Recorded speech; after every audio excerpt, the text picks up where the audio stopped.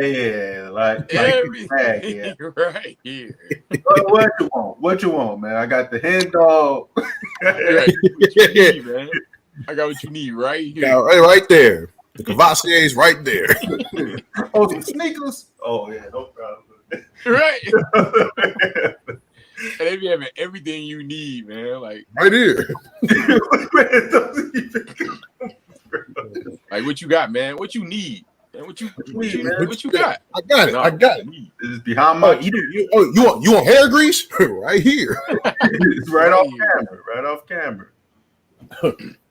You want vitamin pack? Right here, vitamins. Right here. They got an invisible box of just mystery. You want a sneaker coloring book? Right here. Are you serious? You don't want the real sneakers. You just want to color something. Oh, you want a sneaker coloring book? Wow, that's dope. Sneaker color book. Yeah, ain't no bullshit. No bullshit. Hold on. Train the kid to make colorways. Yeah, hell yeah. And 1, 2. I like that. I like that, Jacoby. I like that. Jacoby. Trying to find a good. I like that. What color format, Jacoby? Right. Like, yeah, I'm gonna get these. Know what I'm saying? Got the purple and yellow magics from back in the day. Hold up, Paul. You drew that? You colored that? Yeah, I colored it. Yeah. That's dope, bro. That's you know what? That's clean. That's what's up. They bringing adult coloring back. I like they bringing that back. Jake Myers made those, but they're like, once he was done, he was like, yeah, these are ones I want. These are 2024. These ones 5. These what? I go in Foot Locker, and you got these? Right. Yo, I don't know when they're coming out. You don't know because I drew them. Right. I colored them, nigga. You got these? You got these? You got these? Well, like, you ain't got these? Yeah, I drew these bitches. You ain't got these. You go to the that sound like somebody they gonna call the people on. Oh shit, man! Jake got a Mary Poppins computer screen. He's just pulling out. Oh shit! Hey there, I gotta do the intro, y'all. Hey, went into a bottom. I've been waiting. Went to a bottom of abyss of fucking coloring. Fuck. Anyway, I don't know what the fuck I'm saying. But what I do know I'm about to say is welcome to episode 51 of Mask Off. One more road to cross. I'm your host, Jake. We in the building. You know what I'm saying? Right up under me is my homie and also the man whose birthday is tomorrow. Yeah. The homie Big Cone. What up, though? I hear you. I see you. Let me be you. I'm liking it. I'm liking it. I fucks with that. Right next to the future birthday boy. I ain't like that. But anyway, right next to that either, nigga. we're all future birthday boys because our birthday anyway. Good point. Right next to the homie. Right next to the homie, so it's the young bull Malachi. What up, man? What's the word? I'm bringing out the OG Mask Off hat for the OG birthday. You feel me? What's good? Y'all? I like that. On this Frankie Beverly. I like that. So right above the young bull is the man with the plan, the man on the ones and twos, El Presidente. Mask Off, Dan. What up, though? We're all birthday boys. We're all BBs. All right. I can't say that either because that can be misinterpreted as bad bitches. Yeah, that didn't sound right. We're BBs. Yeah, I'm sorry for saying that earlier, but yeah, you know what I'm saying. We all in the building, all feeling good, feeling great. You know what I'm saying. Let's just get right into it. Malachi, hit us with that motivational minute. What's the word, y'all? Today's motivational minute is about age is nothing but a number. And that's not just a cliche, but that's real life. You can't let whatever age you turn define how you feel in your body, because when you get a certain age, people automatically have a stigma of how you should feel, what you should be doing. It's only defined by how you want to feel. You know what I'm saying? If you take care of your body, you intake the right stuff in your body, then you can have the body that you want. You can and keep hold on to your youth. So don't let age define you. Age is in the mind. That's your motivational minute. Yeah. That's pretty dope. That's pretty dope, man. I know a lot of people who struggle with that, man. Like, and not from my generation, but previous generations, they have a lot of misconceptions about life. They want you to, the kids to do everything for them, hand and foot. Like, yo, just because, you may be at a certain level in your life, that does not make you homebound. Get up, move, get active. You know what I'm saying? So that really touched something. Yeah, I can relate to that. Yeah. The way that I took that quote was, it's like like people just like throughout life. It's just like you think you turn 16, then like you think, all right, at 16 I need to do this, and this, and then at this next age I need to reach these milestones. But like, I mean, those things are like up to you, so like, you can't really be forced inside those milestones there. That's a good point. Real good point, Dan. Yeah, people need to slow down. Just let things happen. One of my favorite quotes from rapper T.I. He said on the Kanye West song "Drive Slow," he said, "Life is about making it, not who makes it the fastest. Drive slow, homie." That's one of my favorite lines ever because it's real. That's what everybody should live by. So you know what I'm saying. So yeah, don't rush. That's amazing. That line touched you. Oh, on a Kanye song. Oh, Kanye. OG gotta throw some shade in there, though. What the fuck? Shade. You know what I'm saying? I'm just saying Kanye had a lot of touching moments. Yeah. Shout out to Dan. Dan is my co-Kanye. Oh yeah, that's true. You said drop slow, like that's like a random song, but wait, That's a dope song. I think Nas was on there. I don't remember no T.I. being on there. T.I. was on Drive Slow. It was it might have been a remix. It was the video version. T.I. was definitely on the video version. Oh yeah, I don't know if he was on the album version. And Nas was on We Major. He was on that song on Late Registration. That's the song he was on. But anyway, I'm gonna shoot it to the homie Big Tone for our next segment. Put us up on game. Tone, what it do? Paul Wall. It was Paul Wall that was on there. Yeah, Paul Wall was on there, but T.I. was on the video version. Okay. That might be a thing. Okay. Shout out to Dan again for being my Kanye co-part. Anyway, this week on Put You Up on Game, man, I want to talk about rehabs in the city of Detroit. And why am I talking about rehabs? Well, the reason why I'm talking about rehabs is it's a lot of people out there that need certain kind of help. They're dealing with certain things in their life and they don't have nowhere to turn to. And I just want to touch on the fact that in the 80s, late 80s and the late 90s, in the late 80s to the 90s, we got hit real hard in Detroit when it came to the epidemic of crack cocaine. How did it here? We all know how it started flooding our communities. And if you don't know, just point to the government at that time and the Contras. But I'm going to let that go. But I'm not here to talk about that. One of the major places I want to talk about is at the bottom, you see on a ticker, Detroit Addiction Treatment Center and Rehabilitation Program.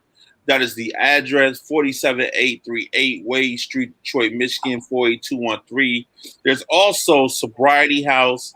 That's on 2081 West Grand Boulevard, Detroit, Michigan, 48208. And these places, they offer an array of rehabilitation methods. And also, the Detroit Addiction Treatment Center is a methadone clinic, too, if you're suffering from heroin and whatnot. So I just want to give a good put you up on game about addiction. If you're struggling with it, these are some of the areas you can look at. And for confidentiality, you can always check out free rehab centers in the Detroit, Michigan area. That's www.freerehabcenters.org. Hashtag city, not hashtag, dash city, dash Michigan, Detroit. So check those places out, man, because it's imperative that if you're looking for some type of care and concern, these are the places you can help those people that's struggling. So reach out to those people that you feel as though need the help, because a lot of people that are in that lifestyle don't feel like they need any kind of help. And I don't think this just extends to like crack cocaine and heroin. And I think it can go with people with addiction with marijuana, whatever form of addiction you're dealing with. Check out these places. Check out the website I told you to check out also. Once again, it's freerehabcenters.org. And type in your city, type in your state, and then they'll get you together. So this is Big Tony Put You Up on Game, bringing you information as needed. Yeah, sure. Sometimes the best thing to know is just to know that there's help there. And like, I mean, because you don't even think about it when like you're not set like there. But right. But to just know that there are ways you can get help or like help out a friend or a loved one. So right, the knowledge of the information, very important. Thank you, OG. Thank you. Knowledge is power. Mm-hmm. Word. Do your research. I don't know why I did it. Right. Wait a minute. Pause. Let's go back. Did you tell my young boy what he was giving? Oh yeah, shit. Damn. This is like the first week. I forgot that. You've been not doing the group discussion. So you haven't been doing nothing. Hey, I'm trying to bring it back up, but I just thought about it when you said, now do your research.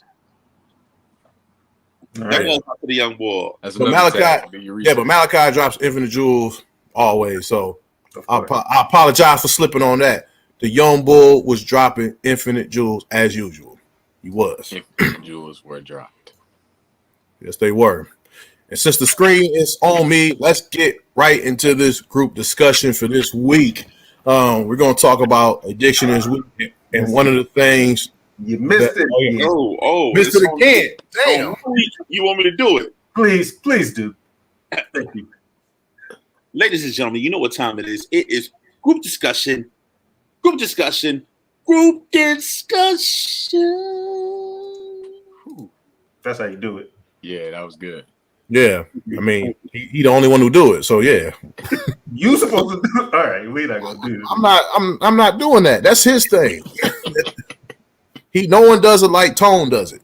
Yeah, I'm glad you straightened that up, because last week you talking about you ain't doing that shit. And I held on to that.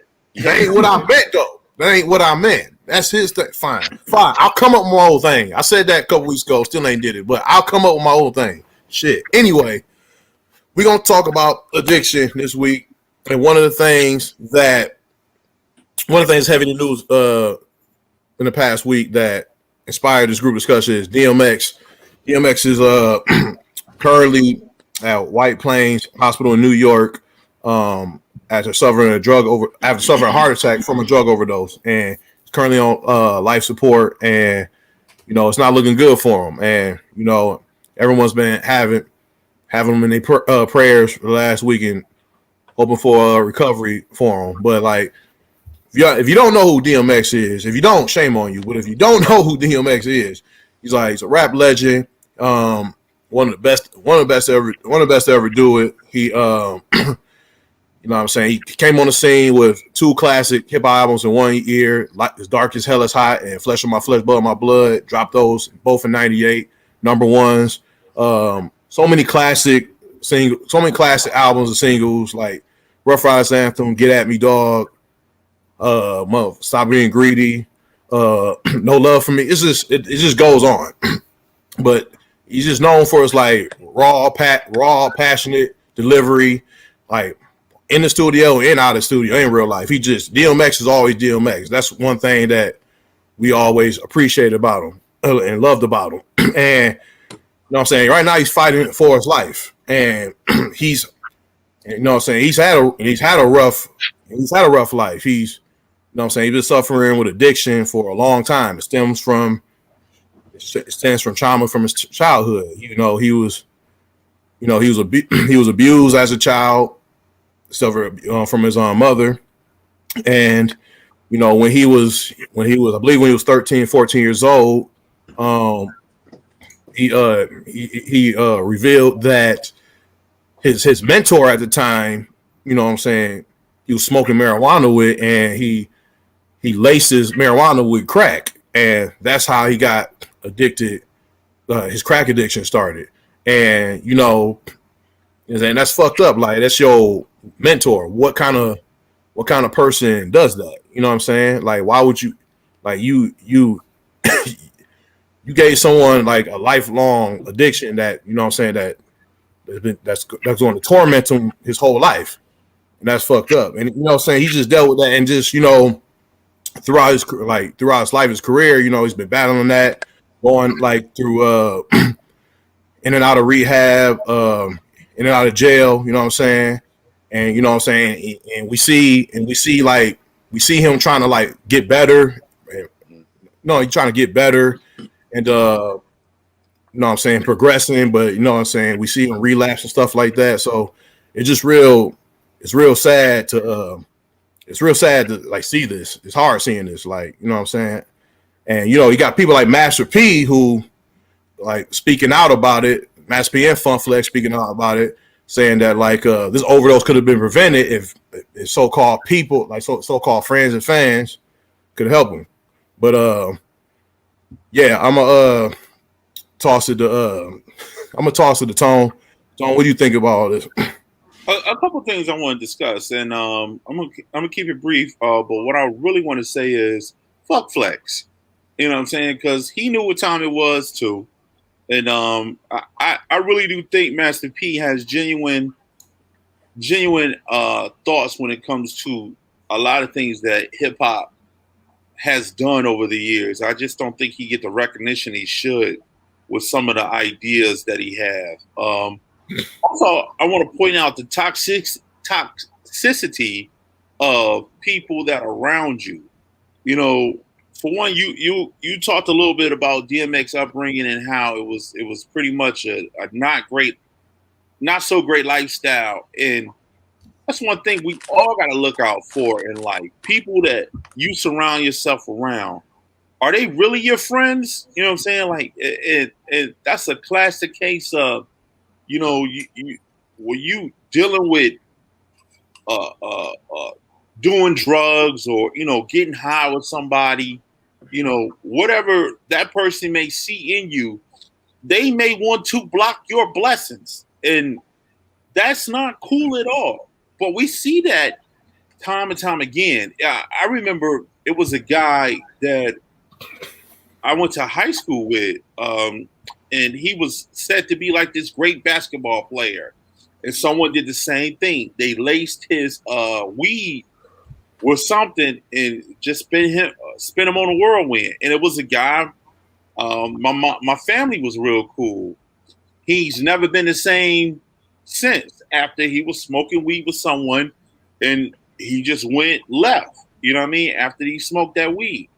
So we gotta worry about if you out here smoking marijuana or you drinking with other people, it's rules to everything you do. And one of the major rules is just be mindful who you doing this shit with. Mm-hmm. It's a big takeaway from this that I noticed. Yeah, for me it was like for X. So like X was maybe 3 to 5 years before my time. It was like by the time like he was like huge in what, 98, and like I was what, like 6. So it was but by the time like I started to learn like who he was, he had like the the hit songs, so y'all gonna make me lose my mind. So like you just think of him as this like larger than life guy, and then like once I did start to go back a bit and I start to like hear like the rest of the stuff that he wrote, like talked about. He talked about this a lot inside. He talked about this a lot inside of his raps. Like he constantly just trying to like this fight within him of trying to he was trying to like go with Christ like for a bunch of his raps was talking about trying to like go with God, go with Christ, and like go in the church. And then like he just completely flips it too. Like in the next song, he like completely flip it. And that was like really one of the first times where I kind of like saw a person like make this type of like art and like we're just like completely just completely truthful about it. That was the first time that like I saw that way. I'm not sure about the rest of y'all, but he also had like prayers on his album. He had prayers on his album. At one point, I swear he became a pastor. Like it's out of his life too. Like I promise, I've seen that inside the news there. But then there's times like he was inside like a hotel room just going wild too, and it was just this constant up and down with him, where it's you just want to, you just wish that people like that got you kind of see that they got like a good heart and stuff, that they kind of get through this, get past it, and like you hope that like that next road that they had, like their next good phase will be they'll stay that way for like the rest of their life then. So like once you see like relapses like this, it just kind of just really hurts there. Yeah, I think this is a prime example that addiction, no matter status, it can reach all forms of economical status. And all walks of life of men and women deal with these types of addictions that grip hold of your life. You know what I'm saying? They take control of your life, and eventually they always spiral into worse and worse. It gets worse and worse until they OD or just they lose their job. It starts spilling over into all these areas of your life. And he was very open about his addiction and his struggles with that, and him trying to be his walk with Christ and his walk with God. And it also shows how much we do need God, in order to stay on the right path, because how easy it is to fall and to slip, So his life is an example of what to do and what not to do. You take the parts that you need and take it with your walk and keep it moving. You know what I'm saying? Wait, Tom. I think also too, one of the things that we don't talk about is how the music industry would exploit whatever he's got going on, and they don't talk about what's his addictions. Matter of fact, they'll give him his addiction. Yeah, no, they want him to be like that. Want him to be up so they can keep pumping it. Yeah. And we saw this with this. We saw this with Old Dirty Bastard. Yeah. You know what I'm saying? No matter how much Wu-Tang talked about how Old Dirty Bastard, he need to get help and all this shit, what help could you really do? You know what I mean? Yeah, and and I'm touching back on the Funk Master Flex shit, and he calling people out in the industry. He's no different. You know what I mean? I look at the verses they just did. They just exploited him one more time. Come on out here, do this verses with Snoop Dogg. This man's struggling back and forth. Right. You know what I mean? And I don't know if it was something for the limelight for him, but I don't want to see you in that light. I want to see you doing something different. I want to see you going through treatment. But at this point, when you like in your 40s, 50s, and you've been doing this shit since you was 12, 13, 14, the toss up is what? You ain't really listening to shit I got to say anyway. Right. So it's like a double-edged sword. Yeah. But I wouldn't be contributing to none of this shit. I wouldn't be, when he writing One More Road to Cross, and he got a big old thing of coke and weed everywhere. You know what I'm saying? But you get in trouble with the law, and you know what I'm saying. You get caught with all these texts and shit, and you in an airport, parking lot with guns and shit, acting crazy and shit. You know he high on something. Right. Pull a nigga coattail like, yo, you out of pocket. Yeah. Yeah. And it's the people closest to you that gotta. There's a level of accountability that's almost aggressive that needs to be taken at a certain point. You know what I'm saying? Like, look, you about to sit down, bro, because you are literally about to kill yourself. You know what I'm saying? It gotta get to that point. And if somebody is not around that's caring enough, right, that's taking those extreme precautions, that's calling the people to say, no, you need to come get this. You know what I'm saying? No, because the Tone's point is those your friends there want you like that because they too think that that's what sells, and you're their paycheck. Yeah. So they might be the ones that pump you up like that. Then like you start to think that too, like, hey, I probably can't make like a hit song without the drug. So it's like, yeah. So it's you just kind of get stuck. Or performing without it. But then, so like, what about what Master P said? Because All Fun Flex said he was just like pointing fingers and shit.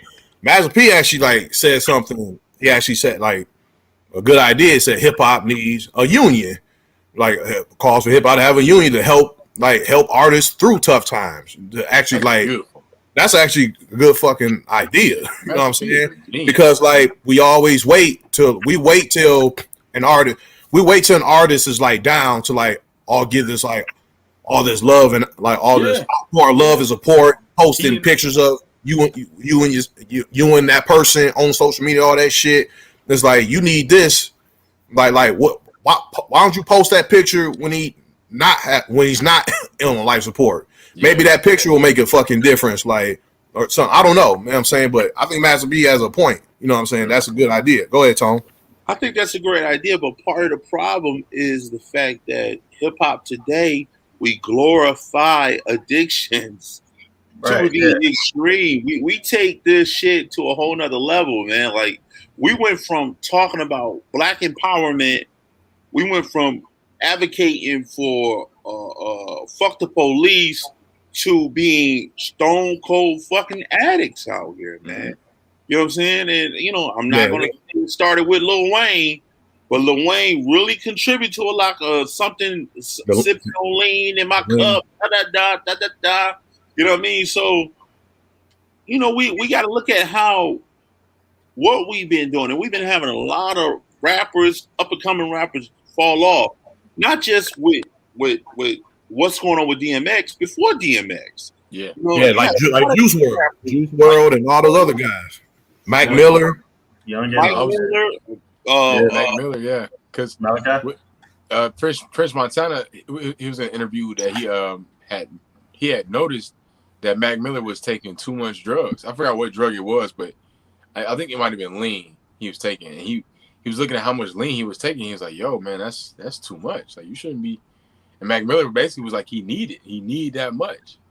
Like, he needed that much to numb the pain. And so French was kind of upset that he felt like he did enough, but the result, he didn't do enough because Mac Miller eventually OD. You know what I'm saying? But it's those signs that need to be taken. Not only taken that I'm going to say something in this one time in this setting, but I'm going to hold you accountable every day.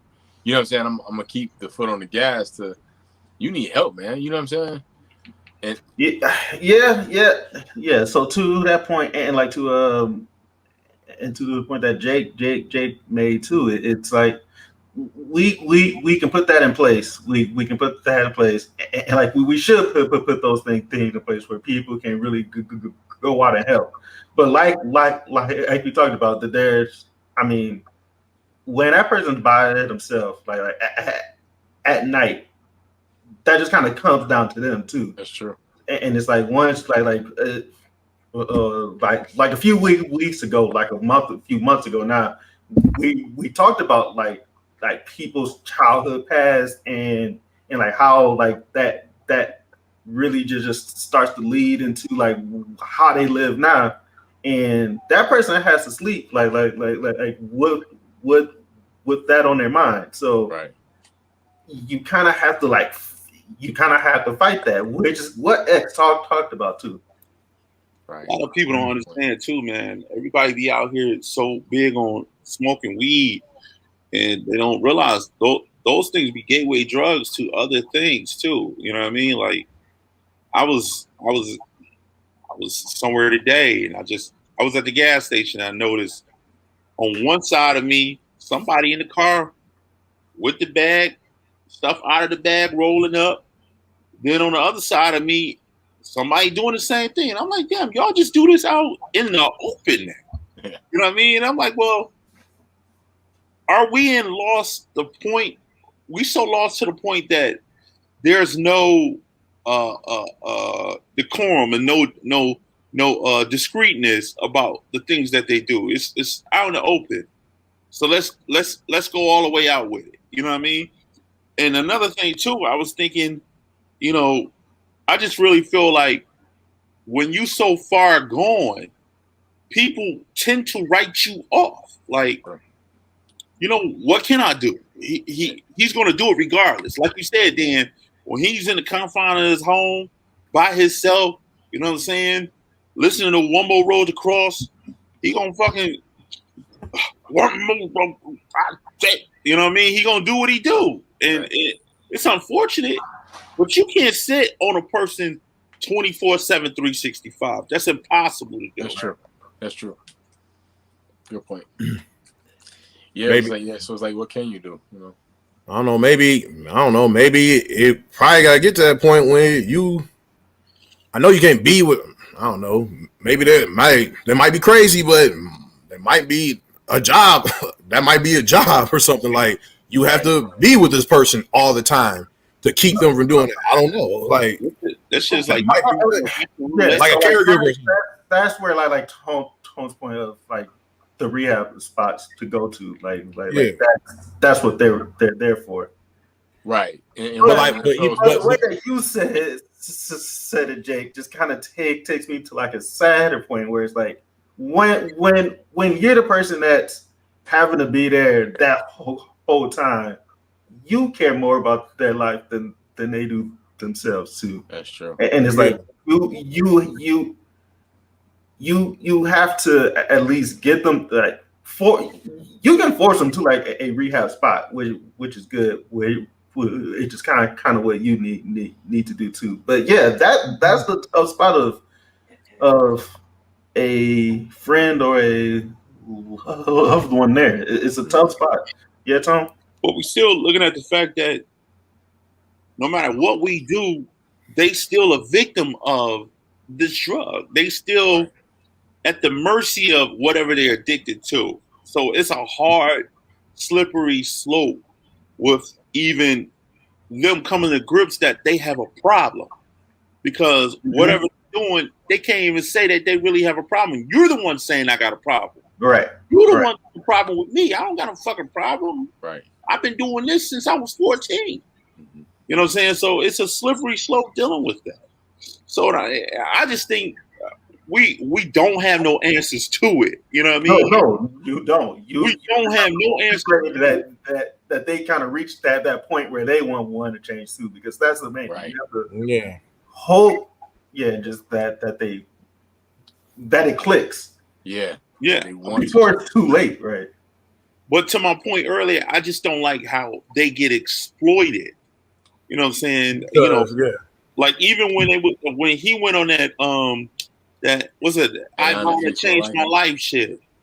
I felt like she intentionally exploited what he had going on, and what he was doing. And this could have been a couple years ago, and maybe y'all didn't see it, but it was a big thing where, and I don't even care for her so-called spouse. She's not even a therapist. She's so-called a life coach, and all she do is yell, get in somebody's face and yell and tell her what they're not gonna do to her. You know, and so she pretty much like those episodes of like Maury when the kid is bad and some drill sergeant come in and yells at you or some bullshit. It's like that pretty much. Yeah, but it's on a different level though, because she personalizes it. And the main thing I took back from that is she kept talking about how he wasn't a father. This nigga strung out on crack. You think he thinking about being a dad? And she brought his kid there and all this stuff, and it made good TV. That's what I got to say. It was good TV. Made good TV, yeah. But it didn't help shit. That's what I went about the exploiting part. All that shit made good TV. Everybody tuned in. You know what I'm saying? Felt bad about her and the kid, but DMX really was the one. What's it? What's his name? Earl Simmons, right? Yeah, Earl Simmons. That's his name. Earl Simmons was the one that's really hurt. You know what I mean? He got 10 kids.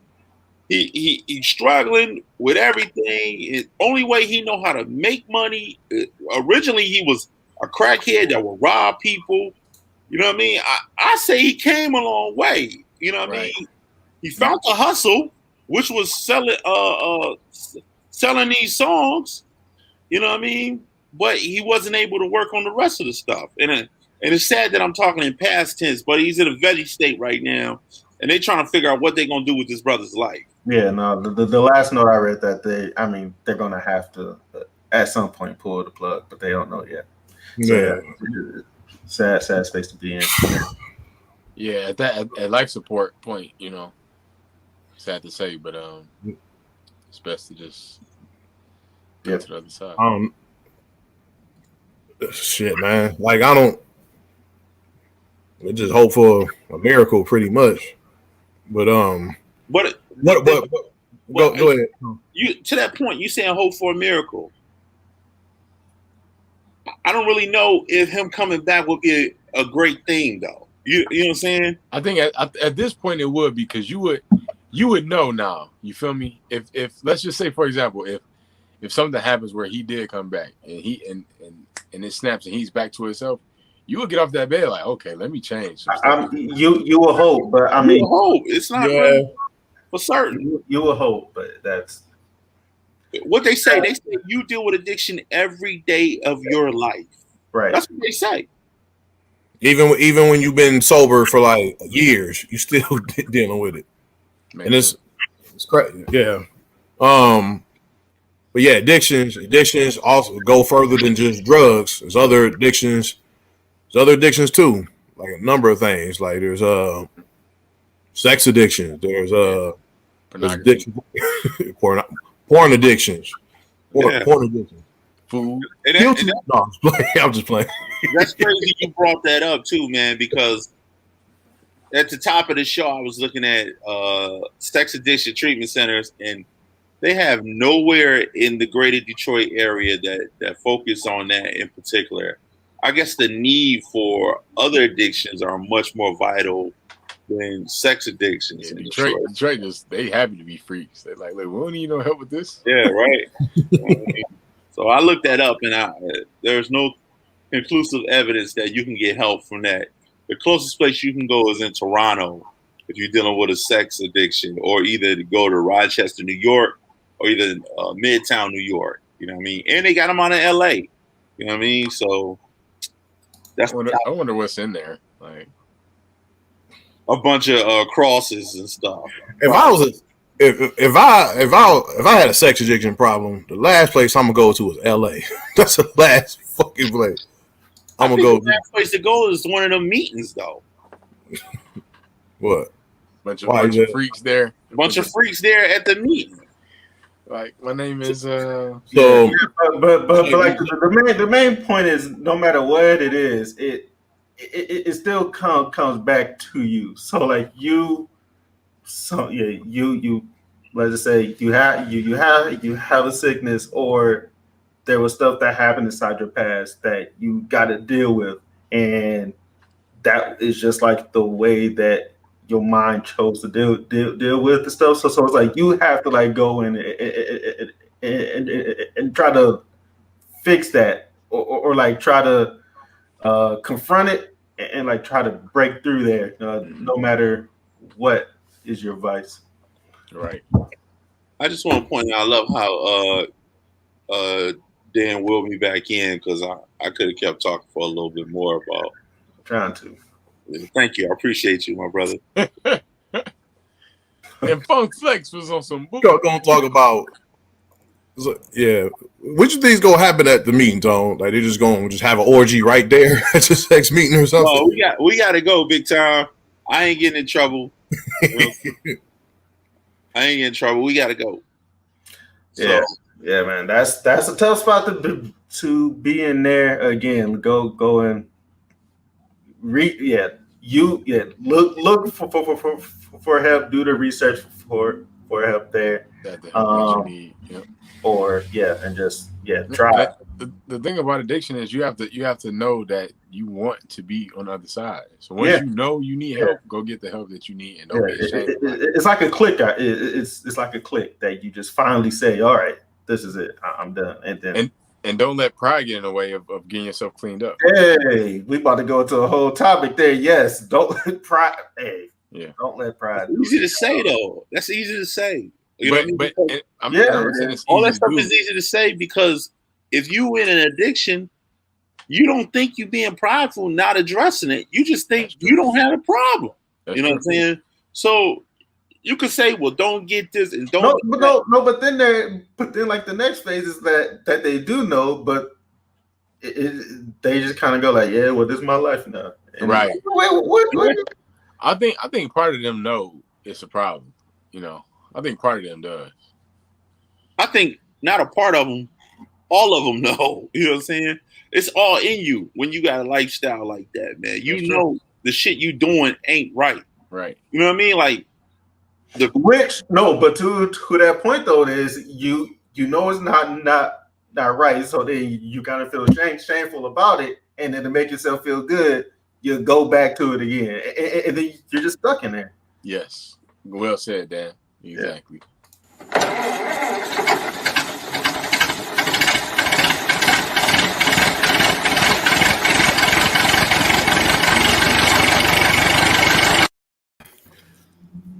What the fuck am I doing here?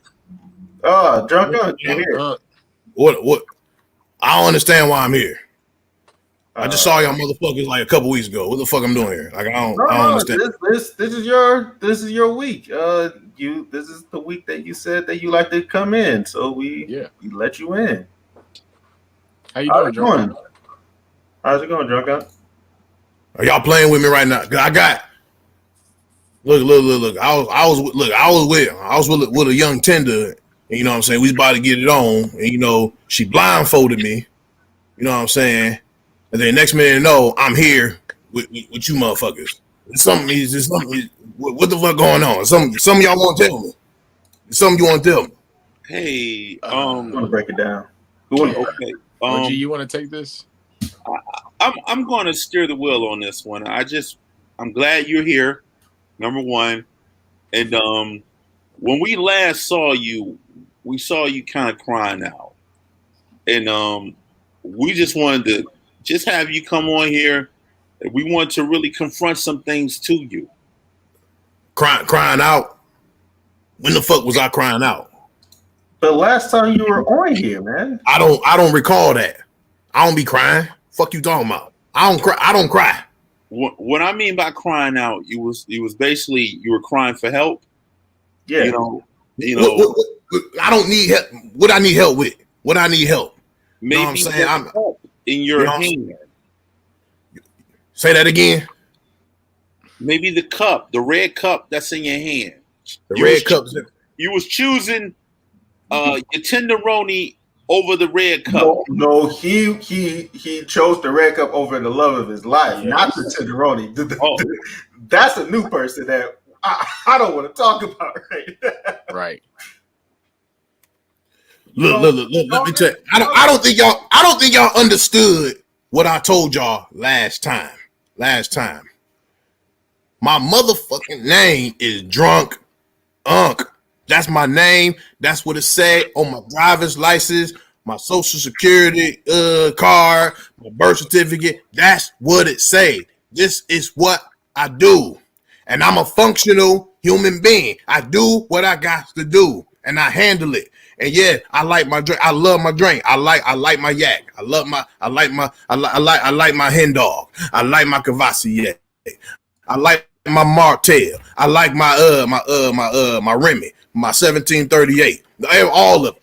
I got to have it. I got to have it. But I can still handle myself.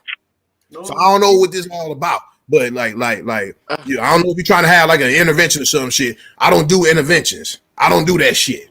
You know what I'm saying? I don't need you telling me like stripping me of my freedom and sending me some rehab or whatever. I don't need all that shit. I don't need all that. I know what I'm doing. I'm handling mine. Y'all handle y'all's. You know, that's what y'all need. Malachi, please talk to him. Yeah. Drunk you know what I'm saying?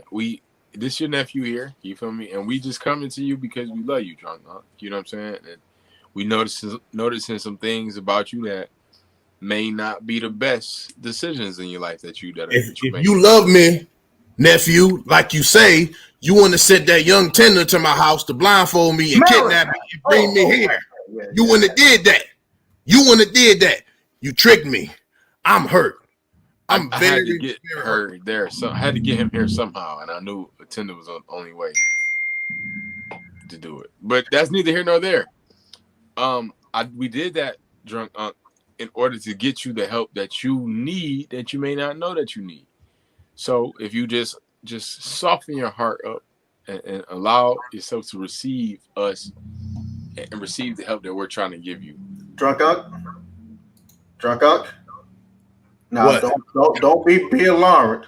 Don't be alarmed. But we did learn something about you, Drunk Unc. Well, what'd you learn? What you learn? And we want you to love your real name. There you go. Uncle ELROY.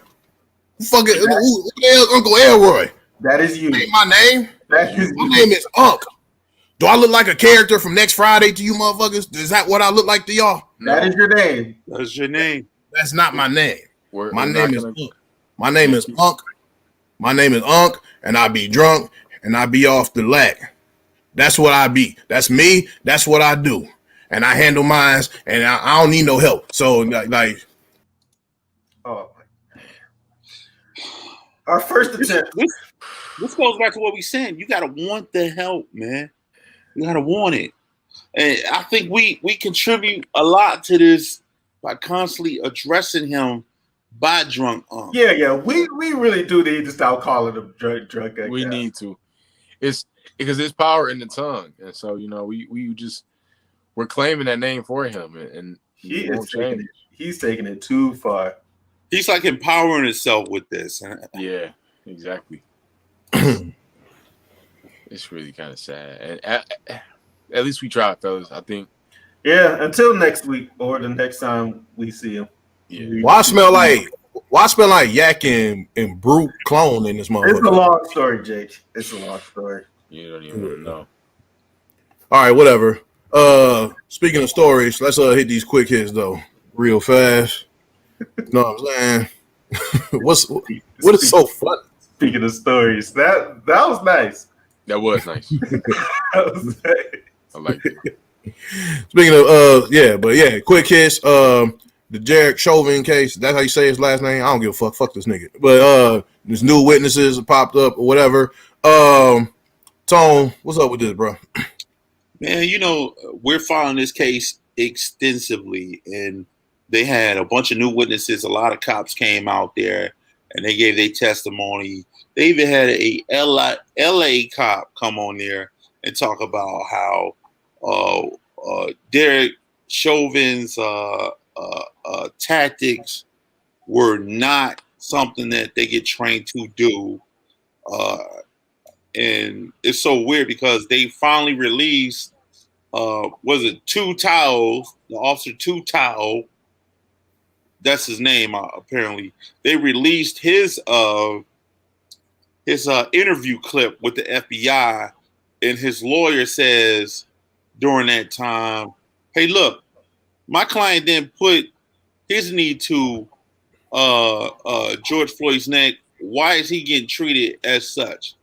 And the big thing is your client is complicit in the same way. So I'm eager to see how this is going to pan out after Derek Chauvin's case goes forward. I just feel like they bringing all these people out. They've exploited George Floyd's addiction to pills. They keep trying to ramrod that and say, well, he was like a super nigga. You know what I'm saying? He was on pills and we had to get 40 people to hold his big ass down. You know what I mean? So, the police are really trying to, the defense is really trying to push that narrative that, maybe the knee to the neck could have contributed to it, but overall it could have been something that was going on with the drug addiction in which George Floyd was suffering from. So would he would have died if he didn't have that knee on his neck though? Yeah, they saying the fentanyl was too strong. You know what I mean? It took him out. You know what I mean? Not the knee to the neck, but the fentanyl did it. That fentanyl, boy, I tell you. But you go to the the dude who did the autopsy, and he says his heart was in good in great form. It was in good tag, and none of that really mattered. It was contributed to the knee.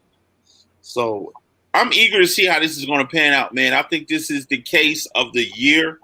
You know what I mean? Because this is the case that changed everything for 2020. You know what I'm saying? Everybody was in such an array of the pandemic, but this changed the social construct of the year. So to see how it pans out is going to be crazy. Yeah, next on our quick is on Easter, you know what I'm saying? We had a versus for the ages, you know what I'm saying? All the aunties, they tuned in for this one, Earth, Wind, and Fire versus the Isley Brothers, two legendary bands, legendary groups in music. Dan, what you think of this one, bro? Yeah, so I went and checked out the clips just to see if there were songs that I liked and stuff, which I did know, but I did learn something about myself. So when it comes to like a bunch of these old soul songs, I learned that I don't really know the songs. I just know the samples for the rap songs that they came from them. So yeah, but two dope groups, great stuff, great to check out. And it's great to like find like the old samples from songs too.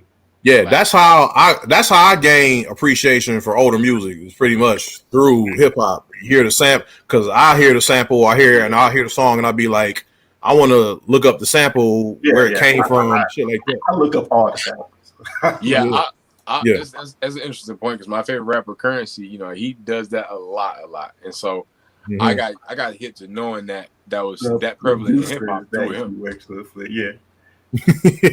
What'd you say, Dan? The folk that make the beats do it. but yeah. Right. Yeah, the producers he worked with do that a lot. Yeah. It could be the artist. Sometimes the artist be like, "Hey, can you do something with this sample or whatever?" So sometimes that happens. But go ahead, Tone. What you about to say? I just wanted to point out two things. To your point, Dan, I didn't really know Isley Brothers made Footsteps in the Dark because of Ice Cube. Today was a good day. And to another point, the ladies was going crazy over Ronald Isley's beard. And I got a little gray in mine. I'm thinking, am I on Zaddy? Look. Look on? You said his Zaddy look? Yeah. Oh, thank you. You on that one. Thank you. Yeah. Next quick hit. Paul Pierce got fired after a racy Instagram video. I personally think it was some bullshit. They got fired, but whatever. But go ahead, Malachi. Yeah, I'm laughing at this caption that says Shaq couldn't stop laughing while talking about that. I didn't see that clip. I gotta go watch that clip. What'd you say, Dan? I said I still got that tab up. So once this is done, I'm gonna check that out. Right. Because I know Shaq was fooling them, my man. But yeah, Paul Pierce, man, you out of line, bro. It's not the fact of what he was doing. It's the fact of you recording yourself, you going live yourself and doing this stuff. It's one thing if one of the strippers went live and you so happen to get caught slipping. But you going live and you work for Disney, work for ESPN, that ain't gonna work, my boy. But he worked for Disney? Yeah. No, Disney owns ESPN. Right. Oh, I didn't know that. I didn't know they own ESPN. That's crazy. Yeah, so Well, that changes everything. Yeah. Do your research. That's told. but anytime you're on TV like that, it's just certain things you can't be doing in the public on purpose. Like I said, it's one thing if you get caught, somebody posted you from doing something, but you going live. Actually, I stand by what I said earlier. Fuck Disney. Fuck Disney too. All that racist ass shit they used to put out back in the day. Fuck them. Fuck out of here. I was just about to say that. Like, I don't give a fuck. Disney. It's a contradiction when black folks get caught up in the news because they love to fire your ass, but they never apologize for the shit they've done. Period. True. They don't. But us as black people, we don't work there. He works there. So right. Right. Yeah, nigga lost his job now. Or he worked there. Like they're the ones that paid the paychecks. You know how hard it was to find screenshots that didn't have ass all over them. You know how hard it was. And I'm not taking nothing away from the stupid shit he did. He in the damn a selfie talking about some Rachel. You could be making so much money. Yeah. Doing the most. Yeah, bro. Man. Yeah, man. But that's it for our quick hits for this week. Let's get the gem of the week for this week. Tone, please take it away, sir. So, everybody loves DMX, and everybody has a lot of thoughts about DMX. Once again, fuck Flex. To my point, I want to mention something that LeBron James said.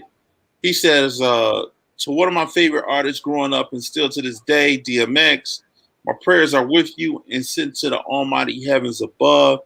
And this is our gem of the week based on the fact that when LeBron talks, people listen. And I just think, I'm going to read what he said, a little bit more what he said. He said, for me being part of a single-parent household, never met my father before, I had to gravitate towards certain music, certain athletes, certain artists to talk to me.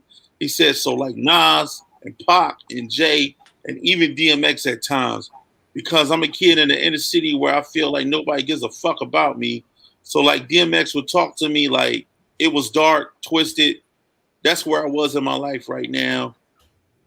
So those moments made him overcome so much more. And I think just LeBron himself, man, look, if he goes down in history as the single athlete with no type of scandal, I would not be surprised. This brother is doing everything the right way. He says everything the way it needs to be said. And I had to make this a gem of the week concerning our group discussion. Shout out to LeBron. And one more again for DMX, man. Prayers up to you. Thank you for that, Tone. That was a gem of the week for this week. And that brings us to the end of Mask Off episode 51. One more road to cross. Thank you, everybody out there, for rocking with us. Also, you know what I'm saying? Happy birthday to the homie Big Tone. Thank you. Happy birthday, OG. Thank you. For sure. So, that's it for this week. Thanks for rocking with us, and we out. Happy birthday. Happy birthday. Happy birthday, Big Tone.